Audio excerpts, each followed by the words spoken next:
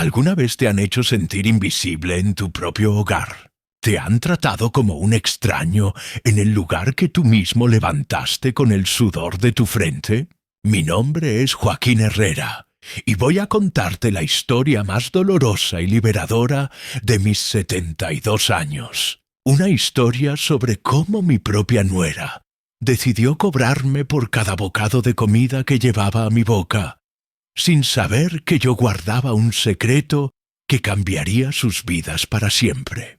Pero antes de revelarte ese secreto, necesito que conozcas toda la verdad. Imagina esto.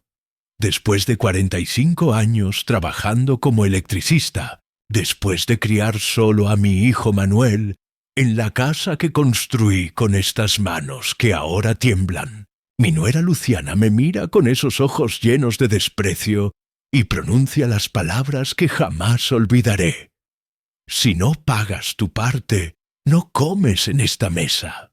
Como si yo fuera un inquilino cualquiera. Como si esta casa no tuviera mi sudor en cada ladrillo, mi esfuerzo en cada cable eléctrico, mi vida entera en cada rincón. Era una tarde de jueves cuando todo comenzó. Regresaba del consultorio médico, exhausto después de los estudios de rutina que a mi edad son inevitables. El aroma del guiso flotaba en el aire de la casa. Ese mismo guiso que mi difunta esposa Clara preparaba cuando Manuel era apenas un niño. Me acerqué a la mesa familiar, como lo había hecho durante los últimos 2 años desde que vine a vivir con ellos tras quedarme viudo y completamente solo en esta casa que Clara y yo construimos, juntos durante décadas. Pero esa tarde fue diferente. Luciana ni siquiera levantó la vista de la olla cuando me detuvo en seco. «Espera, Joaquín». Ya hablé largo y tendido con Manuel. Decidimos que esta situación no puede continuar así. Tú no aportas absolutamente nada a esta casa y esperas que te mantengamos como si fueras la realeza. Sus palabras cayeron sobre mí como piedras. Yo, que había criado a su esposo trabajando día y noche, que había sacrificado todo por darle la mejor vida posible. «¿A qué te refieres exactamente?», y pregunté, aunque en el fondo ya adivinaba la respuesta. «Me refiero a que desde hoy, si no contribuyes económicamente con la comida, simplemente no comerás». Así de claro. Manuel tiene un buen salario, pero no alcanza para mantener a 5 personas. Tienes tu pensión de jubilación. Úsala, la jubilación. Como si esos escasos pesos alcanzaran para algo más que mis medicamentos y alguna emergencia ocasional. Pero aquí viene la parte que Luciana jamás supo, lo que ni siquiera mi propio hijo Manuel conocía. Esta casa donde ellos vivían, esta vivienda que asumían como suya por derecho natural, nunca había sido transferida al nombre de Manuel. Los documentos oficiales permanecían bajo mi nombre, guardados celosamente en una caja de seguridad que tenía oculta en mi taller del fondo. Una caja que contenía no solo los títulos de propiedad, sino también otros papeles que estaban a punto de cambiar todo. Esa noche, mientras cenaba en soledad en mi habitación, con un sándwich que había preparado en silencio, escuchaba las risas de mi familia en el comedor principal. Manuel, Luciana y sus 2 hijos, Tomás de 14 años y Sofía de 11, disfrutaban del guiso mientras yo masticaba pan seco como un mendigo en mi propia casa. Mi propio hijo había permitido que su padre comiera apartado, como si fuera un completo desconocido. Para que comprendas completamente esta historia, debo contarte cómo llegué hasta este punto.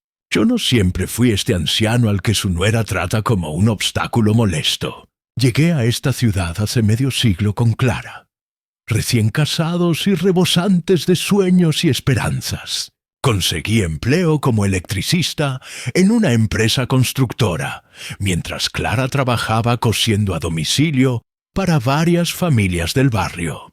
Cada peso que ingresaba a nuestro hogar tenía un destino preciso. Primero el alquiler, luego la comida, y lo que lograba sobrar lo ahorrábamos religiosamente para comprar el terreno donde hoy se levanta esta casa. Cuando nació Manuel, yo ya había comenzado la construcción. Trabajaba en las obras durante el día y llegaba aquí a levantar paredes durante las tardes. Clara me traía mate caliente y galletas mientras yo instalaba cables, colocaba tomacorrientes, realizaba toda la instalación eléctrica con estas manos que ahora tiemblan ligeramente. Joaquín me decía siempre: «Este pequeño va a tener el mejor hogar del barrio entero». Manuel creció observando ese sacrificio diario. Cuando apenas tenía 6 años, ya me ayudaba pasándome las herramientas. «Papá, ¿cuándo podremos vivir finalmente en nuestra casa?». Ahí me preguntaba con esos ojos llenos de ilusión. «Muy pronto, hijo, y cuando seas mayor, esta casa será completamente tuya», le respondía yo, sin imaginar que esas palabras se convertirían en una profecía tan amarga. Le pagué la mejor educación que mis recursos permitieron. Mientras yo continuaba trepándome a postes de luz y reparando instalaciones eléctricas en viviendas ajenas, él estudió administración de empresas en la universidad. Cada mes, cuando llegaba la factura de la matrícula, yo pagaba sin quejarme jamás, aunque eso significara que Clara y yo comiéramos fideos con manteca durante toda la semana.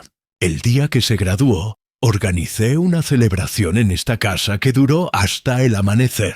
«Observen lo que logró mi hijo», le decía orgulloso a todos los vecinos. De una familia trabajadora, ahora es un profesional universitario. Estaba tan orgulloso que mi pecho se inflaba como un globo cada vez que alguien me preguntaba por él.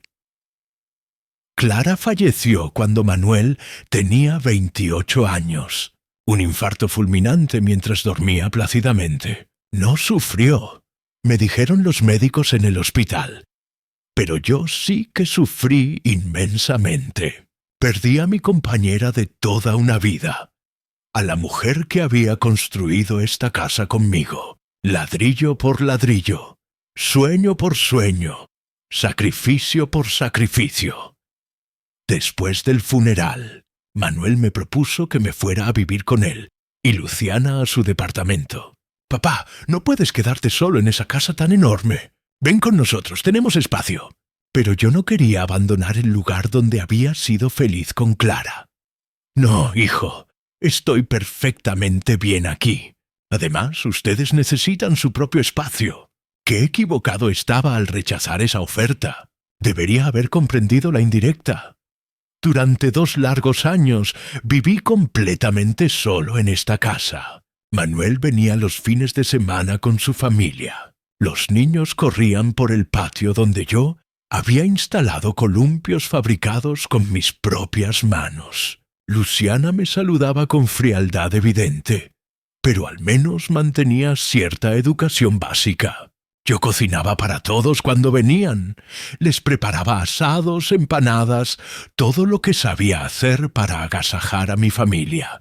Pero la soledad me estaba consumiendo lentamente. Esta casa tan repleta de recuerdos se había transformado en un museo silencioso donde cada rincón me recordaba dolorosamente a Clara.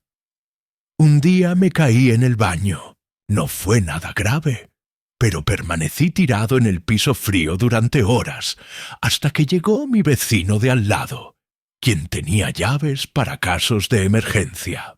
Esa misma noche llamé a Manuel. «Hijo, creo que ha llegado el momento de aceptar tu invitación. ¿Todavía hay lugar para mí en tu hogar?» «Por supuesto, papá. Mañana mismo vengo a recogerte». Parecía genuinamente contento, incluso aliviado. Pero cuando Manuel le contó a Luciana por teléfono, ella no dijo absolutamente nada. Debería haberme dado cuenta de que su silencio no presagiaba nada bueno. Los primeros meses fueron complicados, pero tolerables. Yo había alquilado esta casa a una familia joven que pagaba puntualmente y cuidaba todo con esmero. Con ese dinero y mi pensión, contribuía generosamente a los gastos del hogar de Manuel. Compraba alimentos, pagaba servicios, ayudaba con todo lo que mis recursos permitían. Pero Luciana comenzó a cambiar gradualmente. Al principio eran comentarios sutiles y envenenados.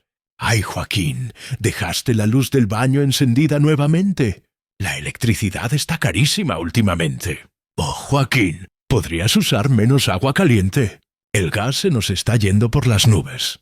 Yo trataba de adaptarme, de ser el suegro que no molesta, el abuelo que ayuda sin estorbar el funcionamiento familiar. Manuel trabajaba muchísimas horas en una empresa de logística. Salía temprano y regresaba tarde, así que la mayor parte del día quedábamos únicamente Luciana y yo en la casa.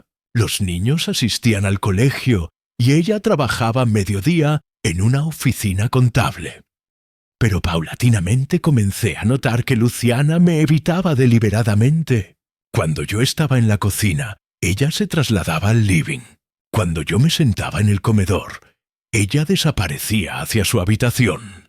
Las conversaciones se redujeron al mínimo indispensable. ¿Quieres mate? No, gracias. ¿Necesitas que vaya al supermercado? No, ya fui. Un día escuché accidentalmente una conversación telefónica entre Luciana y su madre. No, mamá, no aguanto más esta situación. Es como tener un huésped permanente que jamás se marcha. Manuel no comprende lo que representa para mí tener a mi suegro aquí durante todo el día. No puedo relajarme en mi propio hogar. Esa noche intenté hablar con Manuel. Hijo, ¿está todo realmente bien? Siento que Luciana no está cómoda con mi presencia aquí. Manuel me miró con esa expresión que ponía cuando era niño, y no quería reconocer que había hecho algo incorrecto. No, papá, todo está perfecto. Son imaginaciones tuyas. Luciana te aprecia muchísimo. Pero no eran imaginaciones mías en absoluto. La tensión creció día tras día. Luciana comenzó a hacer comentarios explícitos sobre los gastos domésticos. Este mes la factura de luz vino altísima. Alguien debe estar consumiendo mucha electricidad. Me miraba directamente a mí cuando lo decía. El agua caliente se termina muy rápido últimamente. Habrá que racionar los baños. Hace 6 meses ocurrió algo que transformó todo. Los inquilinos de mi casa decidieron marcharse porque habían comprado su propia vivienda. De la noche a la mañana me quedé sin ese ingreso mensual del alquiler. Cuando se lo conté a Manuel, él conversó con Luciana y vinieron a plantearme una propuesta que me heló la sangre en las venas. «Papá», me dijo Manuel con tono supuestamente razonable, «Luciana y yo estuvimos conversando extensamente. ¿Qué te parece si vendemos tu casa y con ese dinero nos mudamos todos a una vivienda más amplia? Así tú tienes tu lugar asegurado permanentemente y nosotros podemos vivir con mayor comodidad». La propuesta sonaba lógica en superficie, pero algo en la manera en que Luciana sonreía me hizo desconfiar profundamente. «Déjenme pensarlo con calma», les dije. Esa noche no pude dormir ni un minuto. Sabía que si vendía la casa iba a perder el único poder real que me quedaba, la única carta valiosa que conservaba para jugar. No vendí. Les comuniqué que prefería conservar la casa por precaución, que era mi única seguridad verdadera para el futuro. Luciana reaccionó con una furia descontrolada. «¿Seguridad para qué futuro, Joaquín? ¿No te das cuenta de que ya no tienes más futuro que el que nosotros podemos ofrecerte?» Ahí comenzaron los verdaderos problemas serios. Sin el dinero del alquiler mensual, yo solo podía contribuir con mi modesta pensión de jubilación, que no alcanzaba para mucho. Luciana empezó a hacer cuentas en voz alta deliberadamente delante de mí. «La comida para 5 personas cuesta tanto mensualmente, los servicios tanto, la limpieza tanto. Tu jubilación no cubre ni siquiera la mitad de lo que consumes». La gota que rebalsó el vaso sucedió hace exactamente 3 semanas. Era el cumpleaños de Tomás. mi nieto mayor, y yo había ahorrado durante meses enteros para comprarle una bicicleta que había visto en una vidriera del centro. No era la más costosa del mercado, pero era hermosa y sabía que a él le encantaría. Cuando llegué con la bicicleta envuelta, Tomás se volvió loco de felicidad. «Abuelo, es idéntica a la que soñaba», gritaba emocionado. Pero Luciana me llevó aparte y me dijo algo que jamás olvidaré mientras viva. «Joaquín, esto está muy bien como gesto, pero la próxima vez consulta antes de gastar dinero en regalos costosos. Ese dinero nos hubiera servido enormemente para los gastos mensuales de la casa. Me querían convertir en un prisionero de su supuesta generosidad. Querían que pidiera permiso hasta para gastar mi propio dinero ganado con mi trabajo». Esa misma noche tomé una decisión definitiva. Fui al taller del fondo, abrí la caja de seguridad y saqué todos los documentos que había guardado cuidadosamente durante años. Los títulos de propiedad de la casa estaban allí, firmemente a mi nombre. Pero había algo más que ni Manuel ni Luciana conocían para nada. Hace 15 años, cuando Clara enfermó gravemente del corazón, un médico me había recomendado enfáticamente que hiciera testamento. Fui a un escribano del centro de la ciudad y redacté un documento muy específico y detallado. En ese testamento yo dejaba la casa completa a Manuel, pero con una condición absolutamente clara e innegociable: que él se hiciera cargo de mí hasta el día de mi muerte, asegurándose de que viviera con dignidad plena y respeto genuino. Si esa condición no se cumplía adecuadamente, la casa pasaría automáticamente a una fundación dedicada a ancianos desamparados. Nunca le mencioné a Manuel sobre esa cláusula específica. Pensé ingenuamente que no iba a ser necesaria jamás, que mi hijo siempre me trataría bien naturalmente. Qué ingenuo e iluso fui. Pero ahora esa cláusula se había convertido en mi única salvación posible. El día que Luciana me comunicó que tenía que pagar por la comida, yo ya había tomado mi decisión final. No iba a vender la casa como ellos deseaban desesperadamente. Iba a hacer algo mucho mejor y más definitivo. Iba a usar ese testamento para enseñarles una lección que no olvidarían nunca en sus vidas. Al día siguiente, mientras Manuel estaba trabajando y Luciana había salido a hacer mandados varios, llamé al escribano que había redactado mi testamento años atrás. «Doctor Mendoza, habla Joaquín Herrera. ¿Recuerda el testamento que elaboramos hace 15 años?» «Por supuesto, don Joaquín. ¿En qué puedo ayudarlo?» Le expliqué detalladamente toda la situación completa. Cómo mi nuera había comenzado a cobrarme por la comida. Cómo mi hijo permitía pasivamente que me trataran como un inquilino molesto. Cómo habían perdido absolutamente todo respeto por mí. El escribano me escuchó atentamente en silencio. «Don Joaquín», me dijo cuando terminé mi relato, «legalmente, usted está completamente en su derecho de hacer valer todas las cláusulas de su testamento. Si su hijo no está cumpliendo con las condiciones que usted estableció claramente, la propiedad puede pasar automáticamente a la fundación benéfica». «Eso es exactamente lo que deseo hacer, doctor», respondí firmemente. «Pero antes quiero darles una última oportunidad de recapacitar seriamente. Quiero que sepan perfectamente lo que van a perder antes de que sea demasiado tarde para rectificar». Esa tarde, cuando toda la familia estaba reunida para cenar y yo permanecía aislado en mi habitación con mi sándwich habitual, tomé la decisión más difícil y dolorosa de toda mi vida. Salí al comedor familiar con los papeles del testamento firmemente en mi mano temblorosa.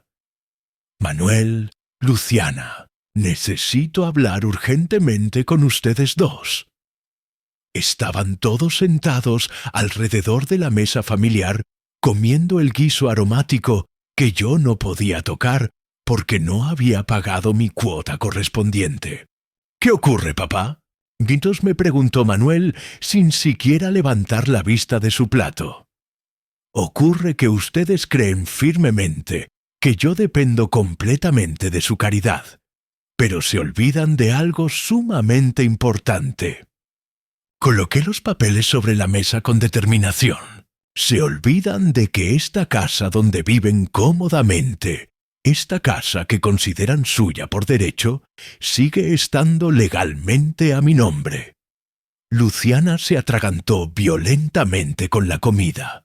Manuel finalmente me miró directamente a los ojos por primera vez en meses.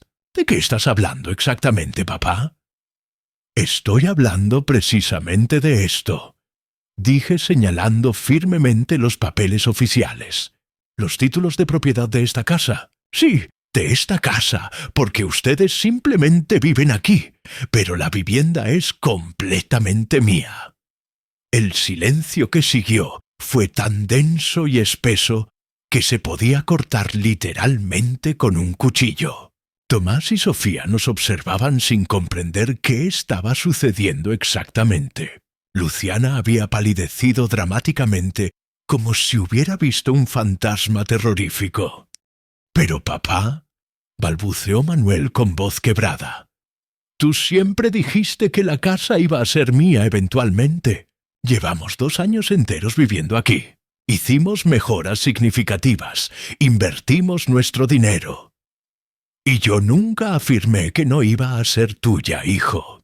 Pero existen condiciones específicas. Les expliqué detalladamente sobre el testamento, sobre la cláusula que establecía que Manuel tenía que cuidarme con dignidad y respeto para poder heredar la propiedad. Les expliqué que si esas condiciones no se cumplían adecuadamente, la vivienda pasaría automáticamente a una fundación benéfica. ¿Y tú consideras que cobrarme por la comida en mi propia casa es tratarme con dignidad? Le pregunté directamente a Luciana, que permanecía muda como una estatua de sal. ¿Consideras que hacerme comer apartado como si fuera un leproso es mostrarme respeto genuino? Manuel se levantó bruscamente de la silla, como impulsado por un resorte.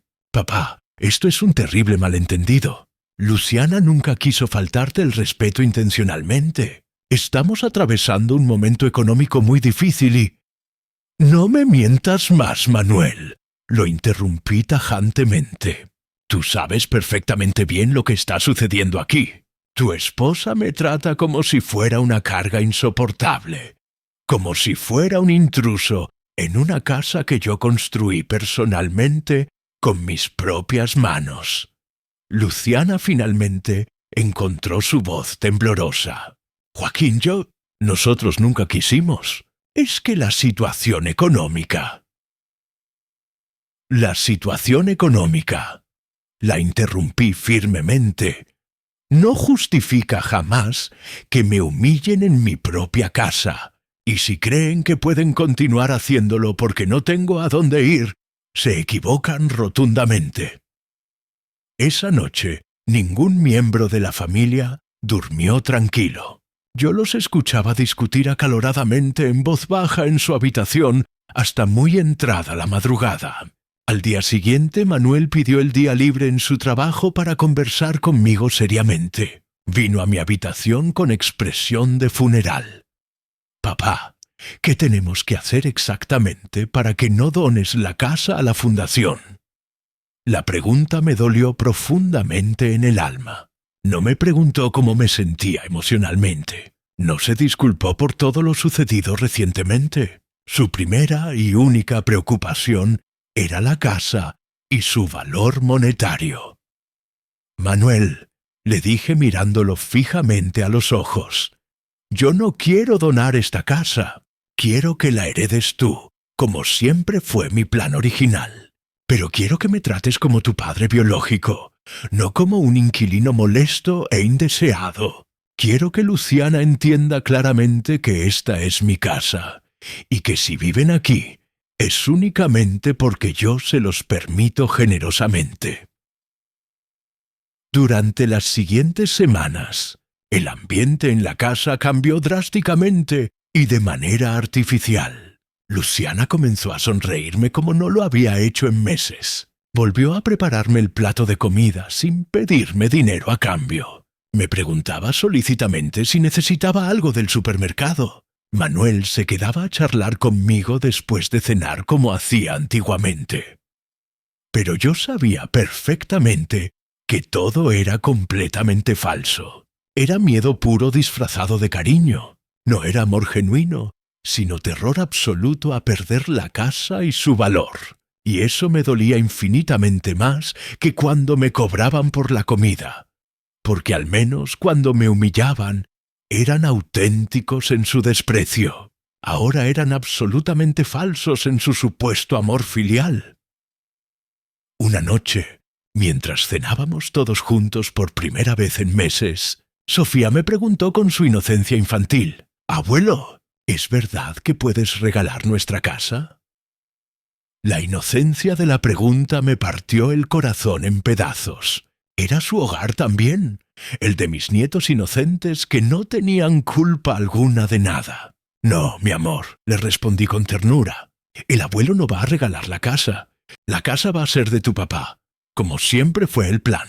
Pero a veces los adultos tenemos que recordar cosas importantes sobre el respeto mutuo y la familia verdadera». Pero la tensión continuó creciendo inexorablemente. Luciana me trataba aparentemente bien delante de Manuel y los niños. Pero cuando estábamos completamente solos, su máscara caía estrepitosamente.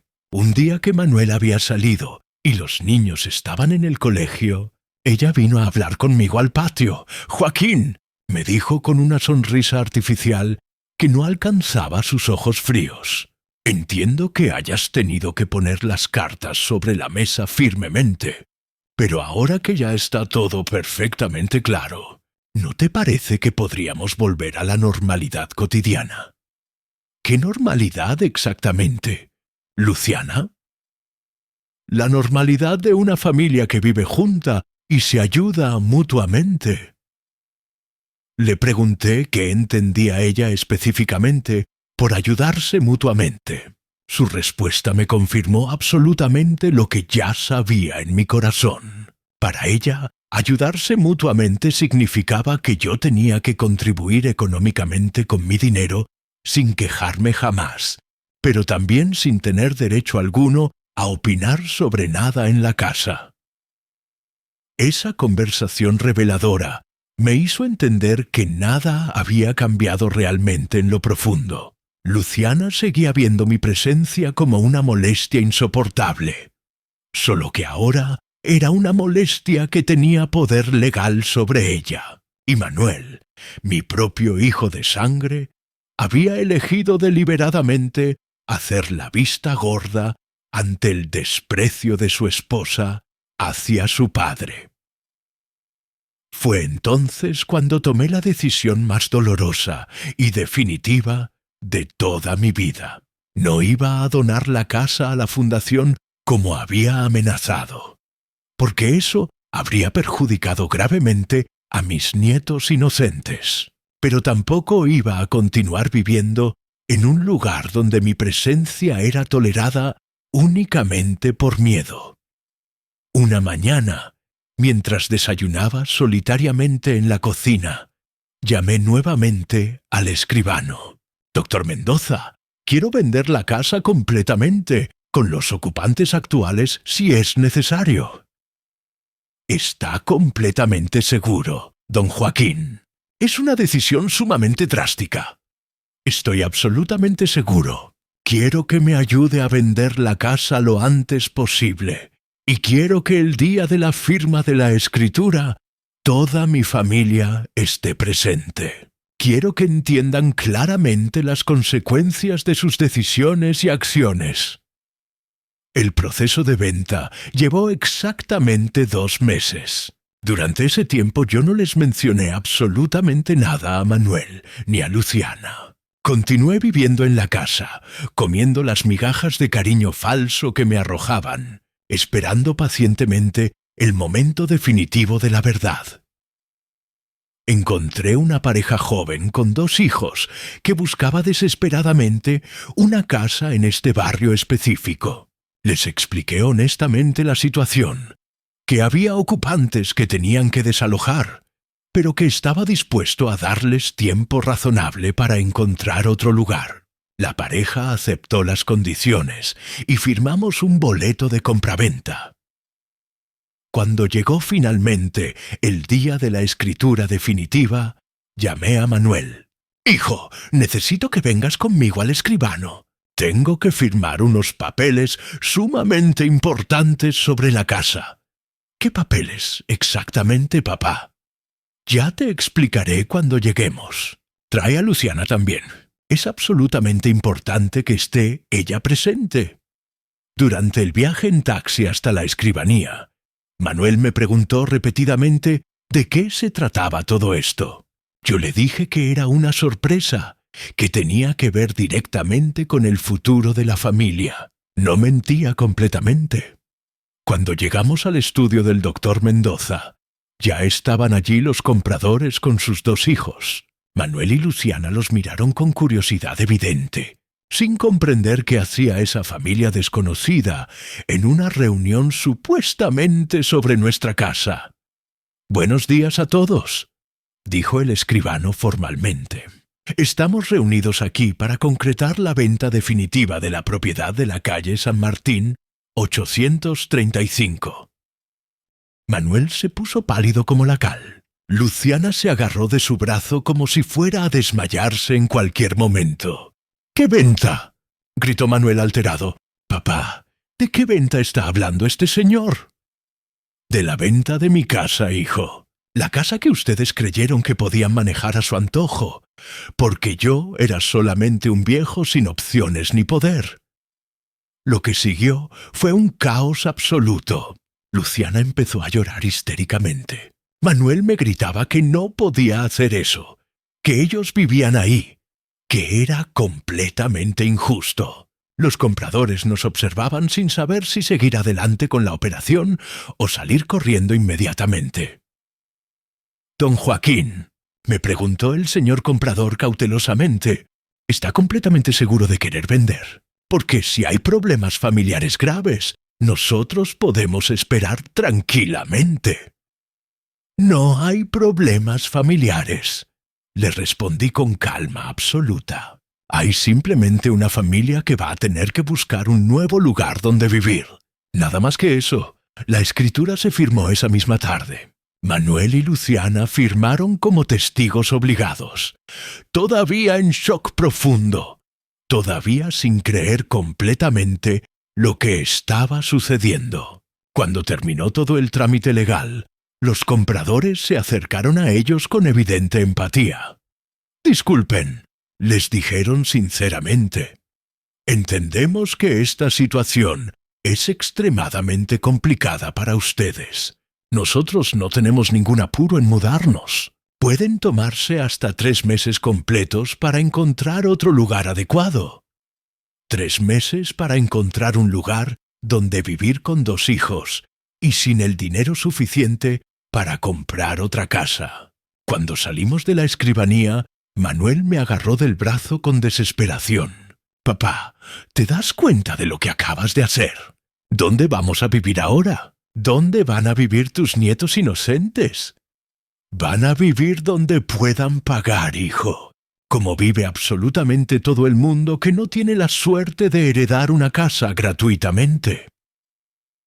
Con la venta de la casa, compré un departamento pequeño en el centro de la ciudad, cerca del hospital y de todo lo que necesito a mi edad. Comencé una nueva vida. Volví a trabajar como electricista haciendo pequeños arreglos para gente mayor. Conocí a Teresa, una mujer maravillosa que me devolvió las ganas de vivir. Ahora, 3 años después de vender aquella casa, tengo una vida que nunca imaginé posible a mi edad. Trabajo en lo que me apasiona. Vivo con una mujer que me ama genuinamente. Tengo una relación saludable con mi hijo, que finalmente entendió la lección. Veo a mis nietos seguido y me levanto cada mañana sintiendo que mi vida tiene verdadero valor. Y tú, que me escuchaste hasta aquí, quiero decirte algo fundamental. A veces en la vida tienes que tomar decisiones que duelen profundamente, decisiones que los demás no van a entender, decisiones que tendrán consecuencias irreversibles. Pero si esas decisiones están basadas en el respeto hacia ti mismo, en la defensa de tu dignidad, en el reconocimiento de tu propio valor como ser humano, entonces son las decisiones correctas. Porque una vida sin dignidad no es vida verdadera, es apenas supervivencia. Yo perdí una casa, pero gané una vida plena. Perdí la comodidad de la familia obligada, pero gané la alegría de la familia elegida. Gracias por ver. Si te gustó esta historia, dale me gusta, suscríbete y activa la campana de notificaciones para ver más videos.